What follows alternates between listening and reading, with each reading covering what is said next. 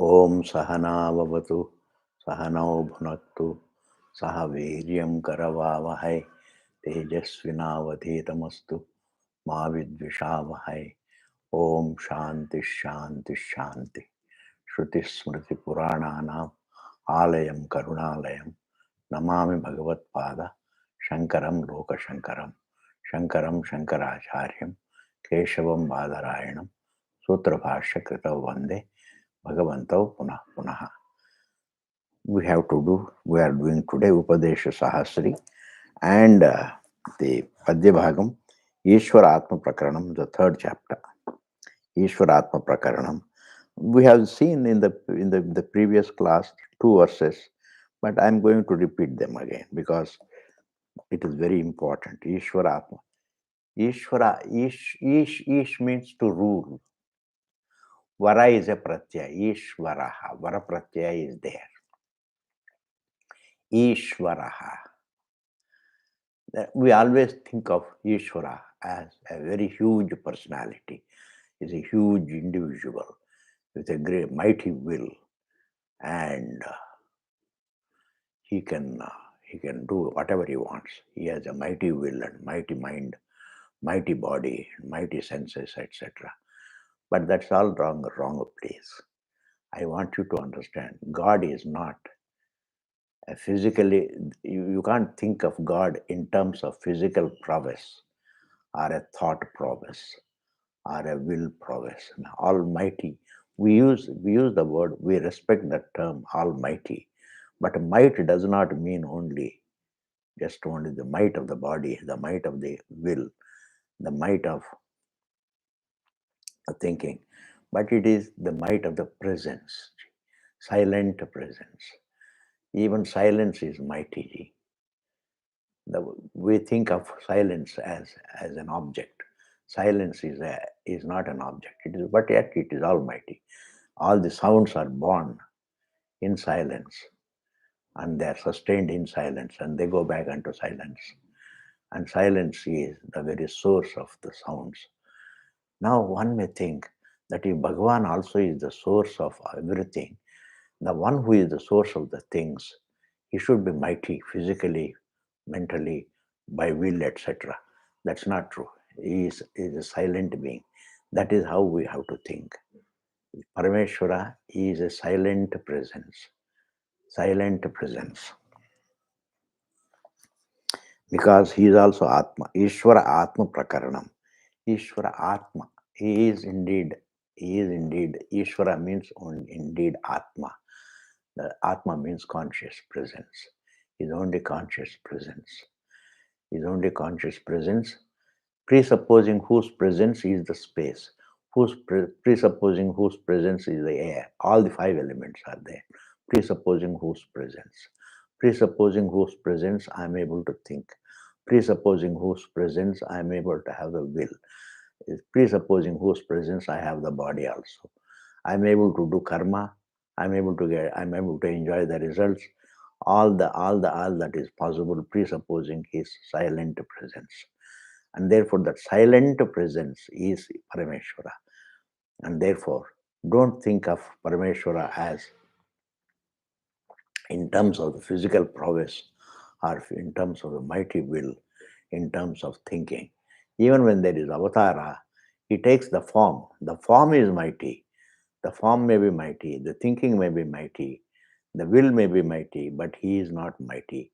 You cannot ascribe any might, physical might or a mental might or a will, the might of the will, to consciousness, because these three are a part of creation, and creation doesn't qualify the source.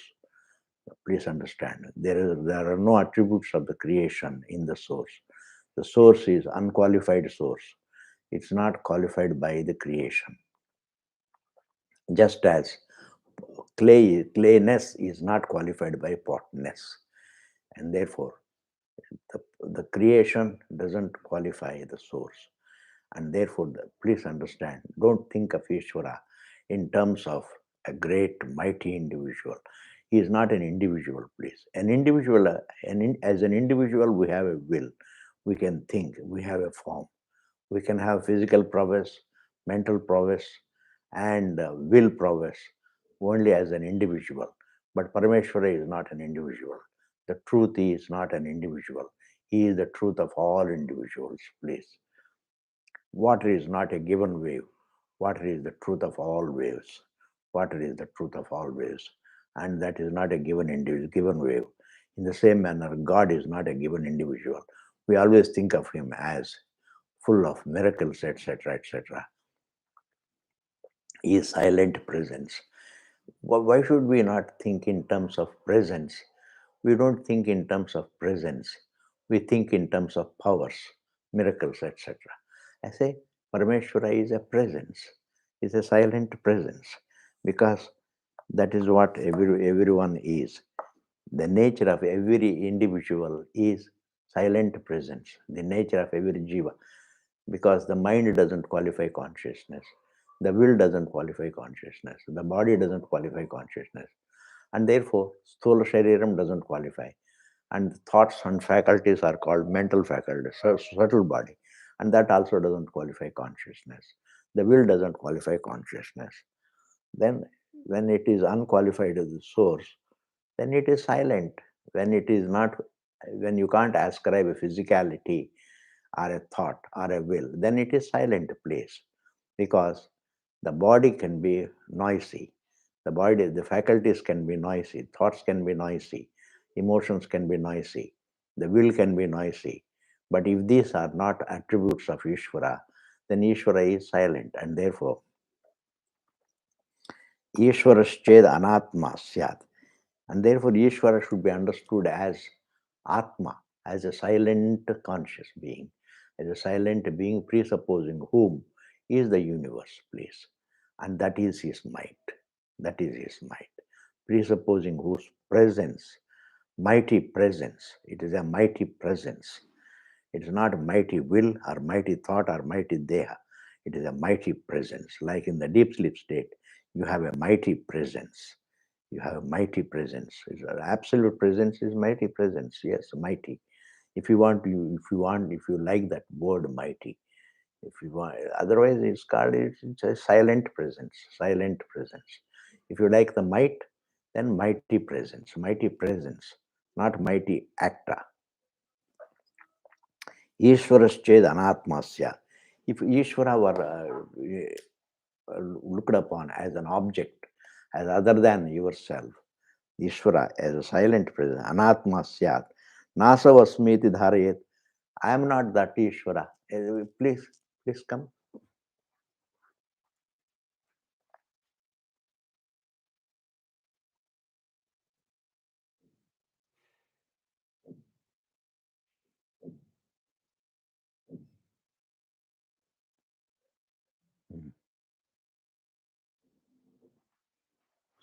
Ishvarasched anatma syat. If Ishvara were an object, then the Shruti would have said, you are not Ishvara. You are Atma, you are a conscious being. If the object, if Ishvara were an object, if you see a physical object or a mental object, anything that is objectifiable is an object. That's why it's called object. It is called object because it can be objectified. And therefore, if Parameshwara were an object, then Shruti would have said, you are not that Ishvara, because Ishvara is in the form of an object, is a physical thing. You are not physical. Nasav asmi iti, na asav asmi, na asav asmi. Na means not, asav means this, Ishvara, asmi, I am not this Ishvara, iti dharayet. Dharayet means ऐसा धारणा करना पड़ेगा, ऐसा धारणा करना होता. If a person, if Parameshwara were other than oneself, then an individual would have thought that I am not that Ishvara. But Atma Chet, Ishvarosmiti. Atma Chet, if Ishvara also is a conscious, is consciousness, then that consciousness am I. That Ishvara am I. Iti dharayet. ऐसा चेत ईश्वर अस्मि iti vidya. And then vidya means that becomes knowledge. That Ishvara is me. Ishvarosmi. Ishvarosmi. Ishvara asmi iti vidya. Sa anya nivartika. And it would negate the avidya. What is it? I am other than Ishvaraha. I am a jiva, I am a body, I'm not consciousness. In this manner, one would that avidya would be negated by the vidya. What is the vidya? That I am solely consciousness. Solely consciousness means I am Ishvara. So I am solely conscious presence. Just as Parameshwara is solely a conscious presence, similarly, Jiva is also solely a conscious presence.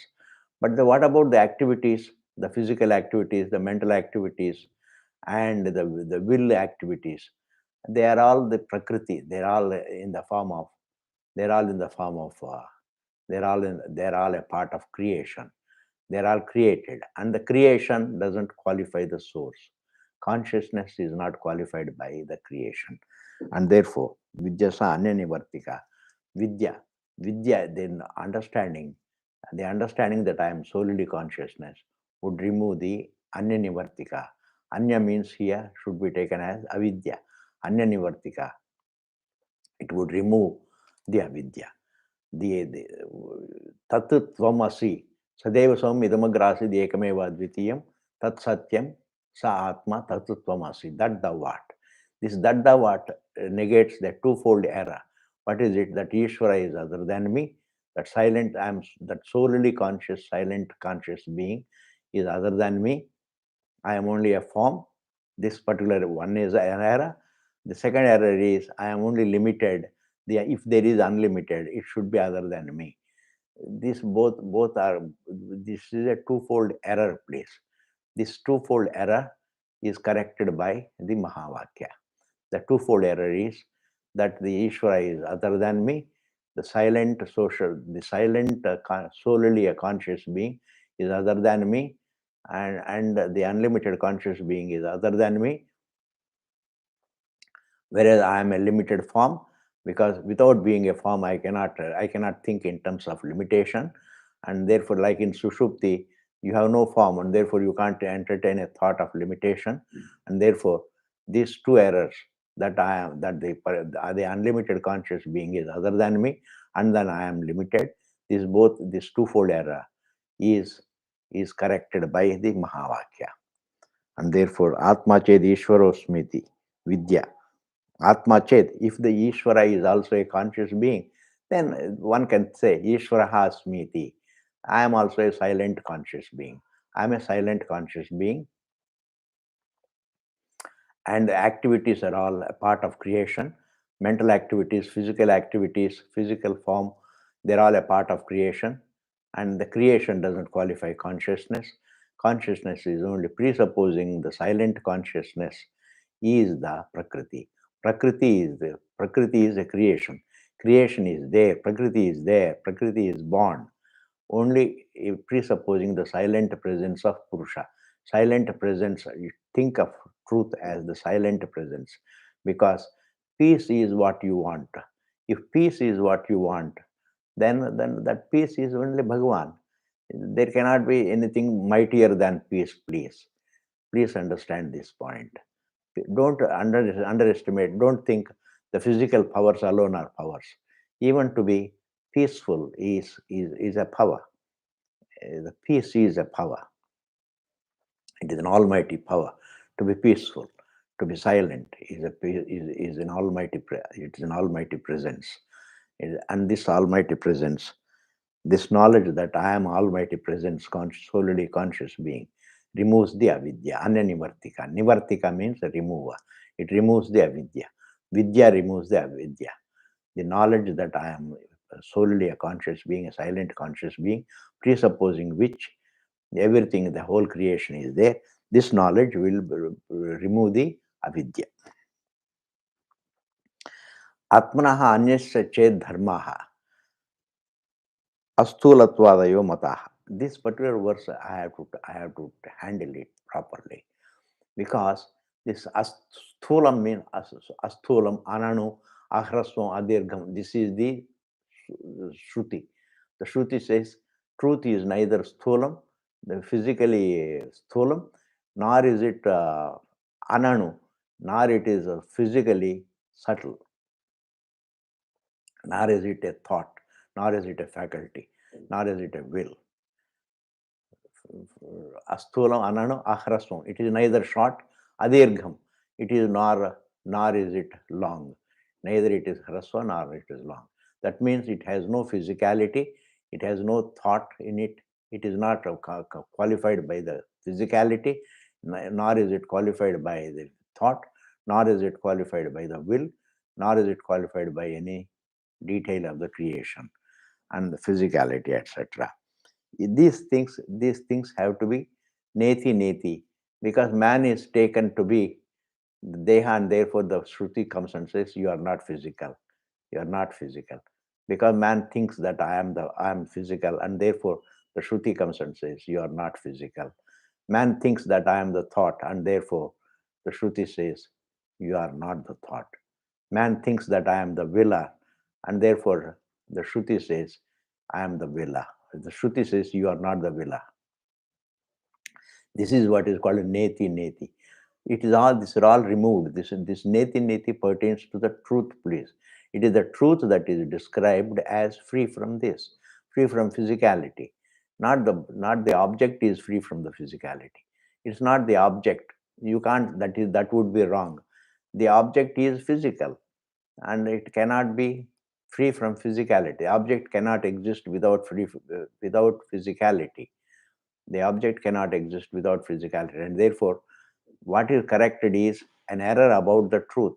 The truth is, the consciousness is mistaken for the physical, the consciousness is mistaken for the willer, consciousness is mistaken for the thinker, and that you are neither a thought, nor you are a will, nor you are the body. You are, these things are a part of creation. Anything that is entertained is a part of creation, please. Perceptions are a part of creation, and therefore you have to, and therefore it is a consciousness that is liberated by the Shruti, that is by neti neti. Means it is neither physical, nor subtle, nor short, nor long. It is neither hrasva nor dirghamiti. Ajnayatve, because we are not interested in knowing a given object. A given object alone is not the topic here.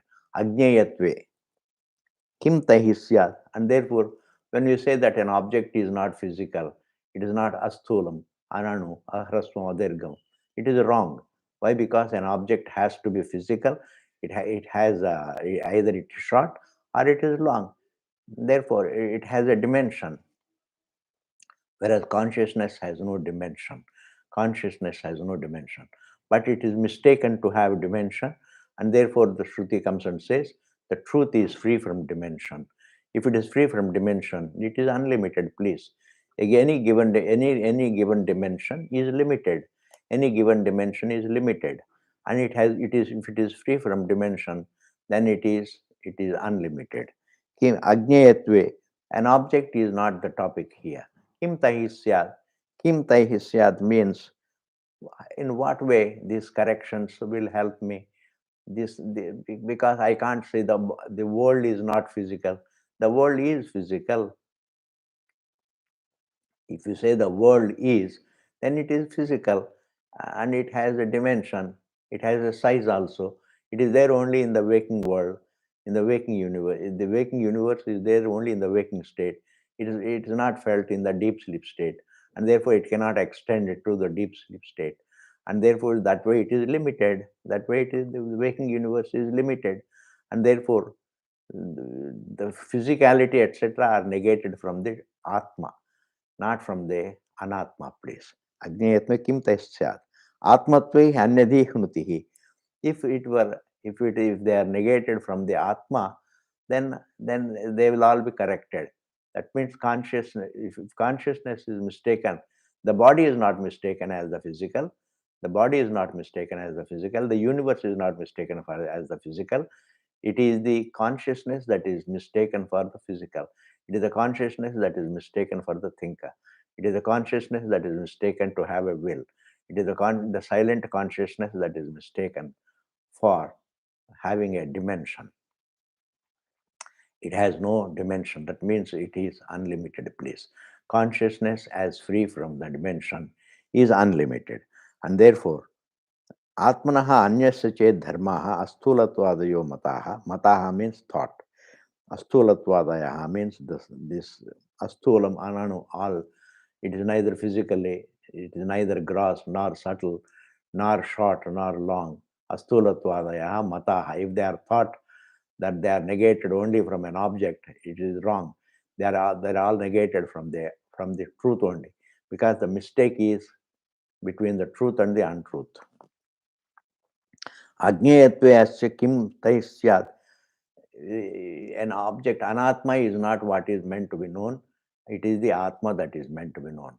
Atma is not an object. An object cannot be free from physicality. An object cannot be free from shortness and longness. And therefore, atmatve anyadi hnutihi. And therefore, if it were atma that is meant here, then anyadi hnutihi, then there will be correction. That consciousness is not exactly. Consciousness is not sthulam, consciousness is not sukshmam, consciousness is not short, consciousness is not long. Consciousness is something, the one's existence is neither, it has no dimension, one's existence is unlimited. I've done twice, and then let us go to the third verse. Mithya adhyasa nishedhartam. Mithya adhyasa. Mithya adhyasa means adhyasa is felt only from adhyasa drishti place, and therefore it is mithya adhyasa. It is a false adhyasa. It is adhyasa, yes, it is falsity, but yes, there is adhyasa, but the adhyasa itself is felt only from adhyasa drishti, not from the truth drishti. From the truth point of view, there is no adhyasa. From adhyasa drishti, there is adhyasa. Mithya adhyasa nishedhartham. In order to negate, nishedhartham means in order to correct this adhyasa, in order to correct this mistake, nishedhartham, tataha, from the self, astulatvadi, tataha means astulatvadi. Astulatvadi means it is neither sthulam, nor suksham, nor harsvam, nor dirgham. Ityadi, grihyatam, should be taken. They are all negated. Grihyata means let them be taken, as though they are negated from the Atma. Tataha, from the self, they are negated, not from the object, please. The asthulam, sthula, it is not neither physical nor subtle. These are not the statements about the object. They are not they are the statements about the truth, and therefore the consciousness. Consciousness is not subtle, consciousness is not physical. Consciousness, it may be the truth of the physical and the subtle, but itself is neither physical nor subtle. And neither it may be the truth of the long objects and short objects, but itself is neither short nor long. It is inclusive, unqualified includer of everything. It includes the short objects and small objects and big objects. It includes, it is the truth of the short and the long objects, but it is not qualified by the hraswa and dirgha. It is not qualified by. It is the truth of all dimensions, but it is not qualified by any dimension. This is what you have to understand. You have to, even in the dream, you have to only think of this. Paratra chair nishedhartam. If these are all negated from the object, object minus objectness, object minus physicality will be shunya, will be emptiness. And therefore, paratra chet, paratra means in an object, chet, nishedhartam, shunyata varnanam hitat. Then ultimately we will have shunyata hi varnanam hitat. Then it could be description of shunyata varnanam. The description of it, then the Shruti is describing shunyata. Shunyata means it is describing, by negating the physicality from the physical object, then what do you get? You get only shunyata. It means emptiness. Emptiness. That's not the topic. Emptiness is not the topic. Object is not the topic. The topic is your existence. And therefore your existence, the conscious existence, that consciousness is described by the Shruti as neti neti. It is neither sthulam nor sukshmam, nor it is hraswa, nor it is dirgham. It has no dimension. It has no physicality, it has no will, etc., etc. All these things, they are not negated. The correction is not about an object. The correction is made about the subject, please, because it is the subject, the conscious being, that is mistaken to be the body. And therefore, the correction also has to be at that point. The Shruti has to come and say, you are not the body, you are not the senses, you are not the thought, you are not the thinker, you are not the willer, you are not the will. In this manner. Bhubutsorya cha anyatra pratyagatmana ishyate. See, the topic is the very self, the soul of the listener. Bhubutsoho, the one who wants to know alone comes to the class, please. The one who doesn't, the one who has no interest, it will not come to the class. That's why it's called Bhubutsoho. Bhubutsoho means Bodhum Yuchoho, the one who wants to know. Bhubutsoho, Yadicha Anyatra, Bhubutsoho Pratyagatmanaha. Pratyagatmanaha means is inner self. Bhubutsoho Pratyagatmanaha Anyatra. Anyatra means something other than his own soul. Ishyate, if that is exactly the topic, if something other than the core of it, the source of the conscious being that the student is, if you are meaning that the topic is something that is different from the soul of the student, then the student, that's not exactly what is meant by the what is meant by the Shastra. Shastra does not, the topic is not something other than yourself. Topic is not Bubutsoho Pratyagatmanaha Acha Anyatra Ishyate. If you think that it is other than yourself, then Apranaha, Amanaha, Shubhraha, then the Shruti statement, Shruti says, it is Apranaha, it is free, it is independent of breath, it is independent of thought, and it is Shubhraha, it is a clean thing. In this manner, you can't, it would not have said, because the prana is there only in the case of the jiva. The prana, the mind is there only in the case of the jiva. Thought is there in the case of the jiva. It is said apranaha. It is independent of breath. It is independent of thought. Independent of physicality and physiologicality also.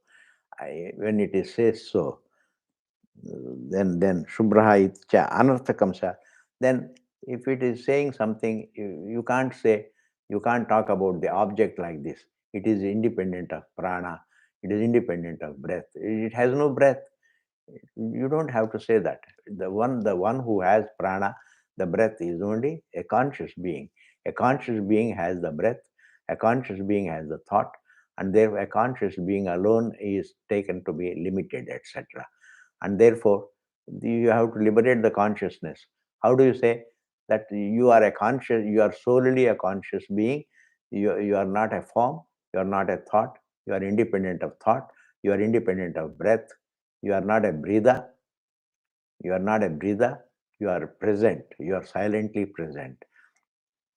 In deep sleep state also, it transcends the breath, because even though you are breathing, but you don't depend upon, that breath. That consciousness doesn't depend upon breath. The body depends upon the breath, but consciousness has transcended the breath. You are not aware of the breath. You are not aware of the body. You don't miss it also, nor do you depend upon it. What you are not aware of, you can't depend upon it. You are not aware of the heaven. You don't depend upon the heaven, please. And therefore, existence does not depend upon what you are not aware of. And therefore, in the deep sleep state, you are free from prana, you are free from the mind, you are free from the will. That is what is called independence. If freedom is, you are free from all of them, means you are independent of all of them. And therefore, apranaha, amanaha, shubhraha iti vachanam anarthakam syat. Anarthakam vachaha. Then if the Shruti were to say, if the Shrutis had said, if the topic were something other than yourself, then the topic, the statement that it is free, independent of breath, independent of the thought, independent of the will, etc., would have been a meaningless statement. would have been a meaningless statement if the topic were other than you. If the topic is you, then all right, you need to be you need to understand yourself that your existence is independent of breath, etc., independent of thought, independent of the will. In all these things become useful, meaningful. If they are not taken, aprana bubutso yadicha anyatra pratyagatmana ishyate. The first line means what? If the topic were other than the self of the bubutsu, the student. Bubutsu means the student, please, the one who wants to know. Bubutsu, don't get a panic. Don't become panicky about you seeing the Sanskrit. All the Sanskrit words are known to you. They are nothing. They are nothing. Bubutsoho jadicha anyatra. Anyatra means something away from. Anyatra. Anyatra means it's away from. If the topic were other than something, other than the student's own self, then the Shruti statement, Shruti Vakya, which says that that it is independent of the breath, it is independent of the thought, etc., and it is pure, would have been meaningless. But it's not meaningless. It is a meaningful statement. Why? Because it wants to liberate. The topic is not other than. It is not. The topic is not other than. Is not other than the student's self. The student's self. The student alone is the topic. The one who is listening to the Shastra is the topic, and therefore, whatever the Shruti says is meaningful. Is meaningful. It's not meaningless, and therefore, why? Because it is the Shruti wants you to understand that you are solely a conscious being, and you are independent of thought and independent of breath. The breath is there. The physically, it sustains the body. All right. Thought also sustains the body. All right. They don't sustain the physical form, the physical presence and the mental presence don't sustain consciousness, please. Consciousness is independent of the thought and thinker thought relationship and the body, the sthula. And therefore, and therefore, it is, and therefore, the statement that it makes, that the Shruti makes, that it is asthulam, ananu, arasvam, dirgham, and also apranaha, manaha, shubraha. These are all meaningful, please. All these statements, every statement of Vedanta is meaningful. It can never be meaningless. It would have been meaningless if the topic were other than the student's own soul, the student's own existence. The student's own existence is a conscious existence. It's solely consciousness. It is independent of the breath. It is independent of the body. It is independent of the thought. It is independent of the will. And therefore, whatever the Shastra says, it is meaningful.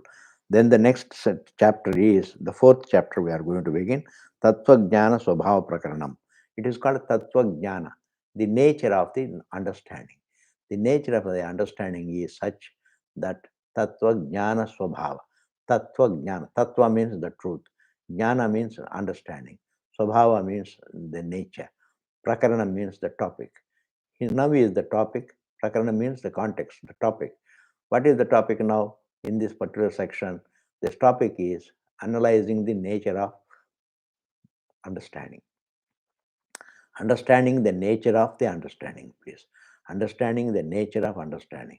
And the nature of understanding is that it only removes it doesn't create anything. It is corrective. The nature of understanding is corrective. The right understanding corrects the wrong understanding. It removes either avidya, it removes agrahana, anyadagrahana, samshayagrahana. Even if you understand an object, that understanding doesn't create a fact. It doesn't, the understanding only what is already there, you come to understand. You experience the object, but you don't recognize it. And that recognition is what is called understanding. Now, aham pratyaya bijam yad aham pratyavat sthitam. This is the first um, line G. Naham Aham pratyaya bijam. Bijam means the seed. The seed for the thought that I am the body. The seed for the thought that I am the body is called agrahanam, non-understanding. Agrahanam means non-understanding. Non-understanding the difference. Like lack of literacy keeps you going in illiteracy. Similarly, here also this aham pratyaya is there. Aham pratyaya means I thought. I am the body thought. I am the body. I am the body. I thought means always understand. I am the body thought is called I thought. I thought independent of the body, you cannot entertain a thought about yourself, please. Whenever you think that I am the body, that is called aham pratyaya.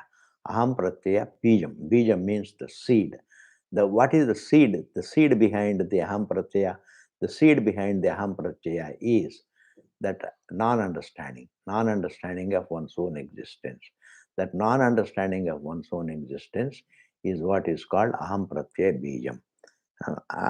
Yet that seed, that very ajnanam, that very agrahanam itself stands as the aham pratyaya. Aham pratyaya vat sthitam. It stands as the aham pratyaya. Means ignorance itself stands as the error, please. The aham pratyaya, the thought that I am the body is an error. I am the body is an error. And this error is there always because I don't understand the fact. The non-understanding about the fact, that non-understanding is what is called agrahanam. This non-understanding of the fact creates the error that I am the body. Aham pratyaya bijam, yad aham pratyavat sthitam. Aham pratyavat means aham pratyajesa sthitam, present.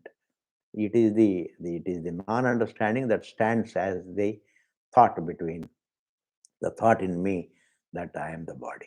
The thought in me that I am the body.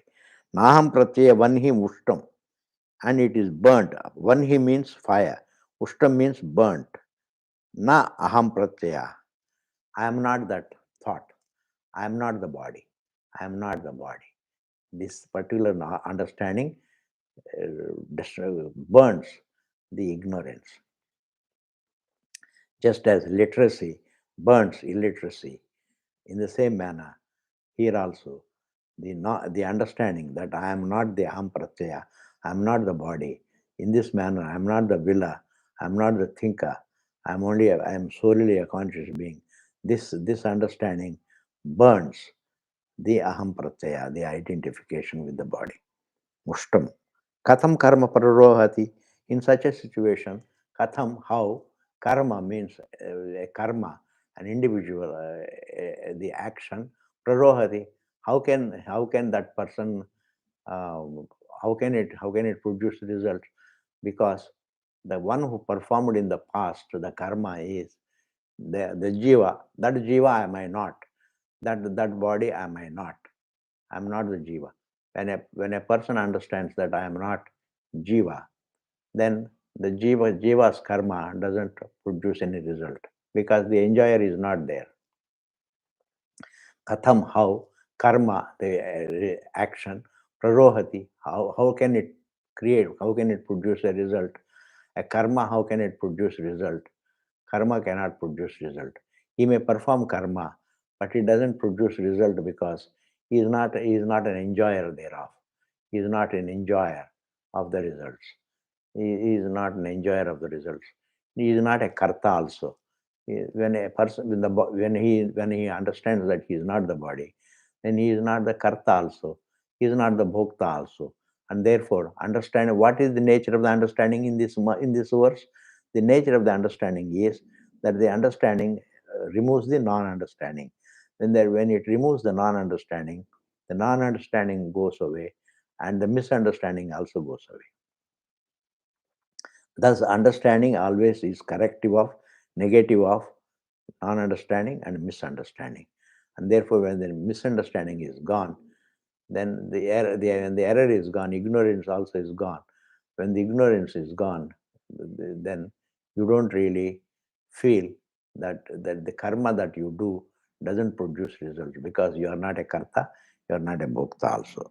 And the next which comes, the Purvapakshi, the objectionist comes and puts an objection, and that we will see in the next class.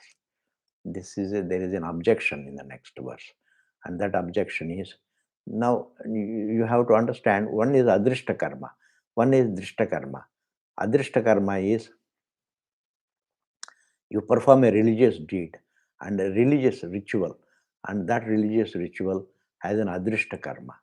It may bring result sometime in future. That is adrishtam. You don't see it.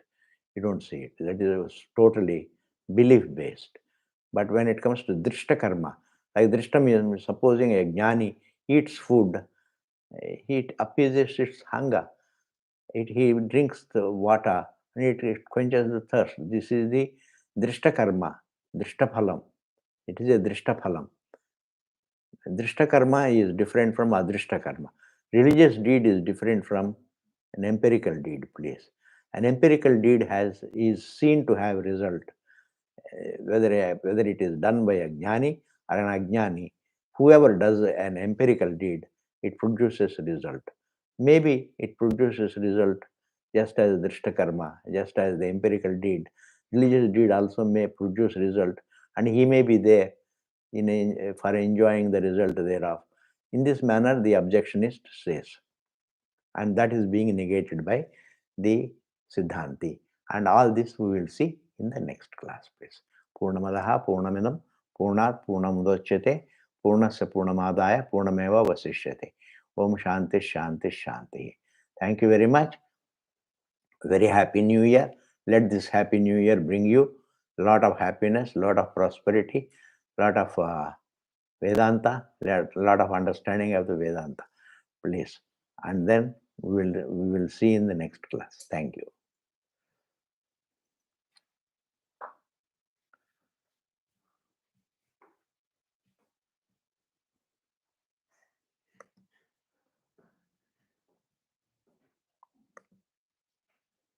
Thank you, Ji.